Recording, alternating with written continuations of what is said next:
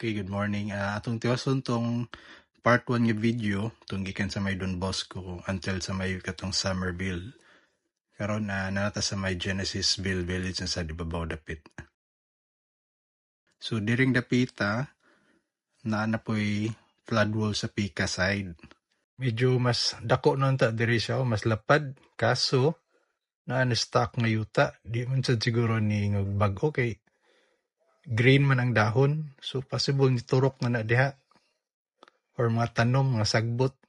So dako na kita na siya nga exit area. Sa left side, siguro nabanla sa siguro ang mga flood wall diha. Left side and right side kana wa naman guba man gyud. So karon entering the Kot-Kot Bridge na ta. May gani wala na crash ang iyang footing sa bridge. Kay if nakuhaan pa na hunlak na nga bridge, samot din na magyan. So entering Sulima na ta. So gahapon na ay may nakuhaan na bisita diha is almost 2 meters daw ang gihabugon sa tubig. Diha. Then kang pikas ang sa left side murag nabanlas siguro ang mga flood wall diha or mga riprap. Ang sa right side nila nabilin. Kaning sa right side nahug ni sa weak kay pabor sa likuan. Then mga nang solid siguro na kayo kay para magdepensa sa dana mga balay diha. Pero sa left wala may nabilin siguro. I don't know if nahunlak ba or na-flash or unsa ba.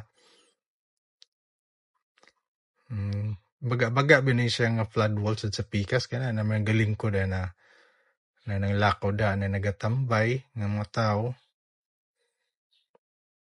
until sa tumoy na ng part. So nakita gyan ako din nagmotor da nagagi kanang sa flood wall nga ibabaw. Pero sa left wala nagihalo siguro or I don't know naabe flood walling niya. Kaya mura magwala na nabilin halos tanan. And kaning nga area is mao gyapon mas wider gyapon ni diri. So nahug ni siya ang exit sa Kot-Kot River is mas dako pero ang entrance gikan sa Ilaya is gamay or narrow. So siyempre adto gyud magtapok ang tubig kay gamay ang agianan sa entrance, mas dako ang exit. Mura siya ga stampede. Gahuot mo sa entrance kay dagadungan mo suod tanan, mura ginana ang senaryo. Unya, so siyempre maghuot man mo sumok mo collapse gyud ang agianan kay gamay man ang agianan, mura ginana nga kuan ba. Then dako ang exit.